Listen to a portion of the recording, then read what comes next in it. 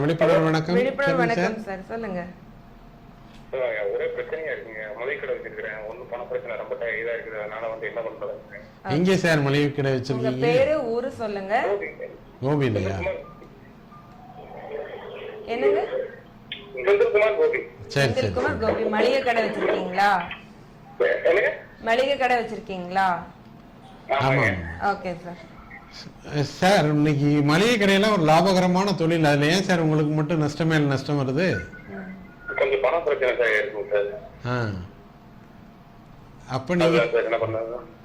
சரி சார். இப்போ நீங்கள் இப்போ ஏற்கனவே ஒரு நேருக்கு சொன்னால காலையில் எந்திரிச்சோன்னு நல்லா மூச்சை உள்ளே இழுக்கணும். இழுக்கும்போது எல்லாம் உள்ள எரிசக்தி எனக்குள் பரிபூர்ணமாக நிரம்புகிறதுன்னு நினைக்கணும். வெளியில் விடும்போது எனக்குள்ள உள்ள தடைகள் நீங்குகிறதுன்னு நினைக்கிறோம். இது போக நீங்கள் கடையில் வந்துட்டு கண்ணை மூடி என் கடை முழுக்க இறைசக்தி பரிபூர்ணமாக நிரம்புகிறது, என் கடையில் உள்ள தடைகள் அனைத்தும் பரிபூர்ணமாக நீங்குகிறதுன்னு ஒரு 3 தடவையோ அல்லது 9 தடவையோ சொல்லிட்டு நீங்கள் வியாபாரத்தை பண்ணி பாருங்கள். வியாபாரம் படிப்படியாக கூடுறது தெரியும். முடிஞ்சா உங்களுடைய மளிகை கடை வச்சிருக்கிறதுனால அது வெற்றிகரமாக நடக்கணும்னா அதில் உள்ள அந்த நவதானியத்தை ஒரு கைப்பிடி அளவு எடுத்துக்கிறங்க. எடுத்துக்கிட்டு எங்கேயாவது புறாவோ அல்லது வேற ஏதேனும் இந்த மாதிரி பறவைகள் எது இருக்கோ அதுகளுக்கு கையில் வச்சுக்கிட்டு உங்கள் மனப்பூர்வமாக வேண்டுங்க. என்னுடைய கடையில் ஏற்பட்டிருக்கிற வியாபார தடைகள் முழுமையாக நீங்கணும், என்னுடைய பொருளாதார தடைகள் நீங்கணும், என்னுடைய கஷ்டமெல்லாம் நீங்கணும்னு வேண்டிட்டு அந்த நவதானியத்தை அப்படியே எடுத்து அந்த பறவைகளுக்கு போட்டுக்கிட்டே வாங்க. முடிஞ்சால் நான் வெஜிடேரியன் சாப்பிட்டுக்கிட்டு இருந்தீங்கன்னா இப்போ கொஞ்ச நாளைக்கு அந்த நான் வெஜிடேரியனை விட்டுருங்க. உங்கள் தொழில் உங்கள் கடன்லாம் சரியானதுக்கு பிறகு அப்புறம் பயன்படுத்திக்கங்க.